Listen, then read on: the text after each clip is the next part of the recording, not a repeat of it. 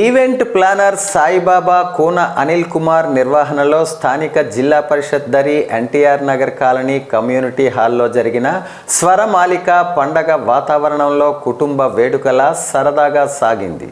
ఈ కార్యక్రమానికి ముఖ్య అతిథులుగా విద్యాధికులు Badana Devabhushan Rao, Lions Club mentor Natukula Mohan, state women's protection cell అధ్యక్షురాలు Shrimati P Manisharma, dance master Josh Shiva ముఖ్య అతిథులుగా పాల్గొని కార్యక్రమాన్ని ప్రారంభించారు.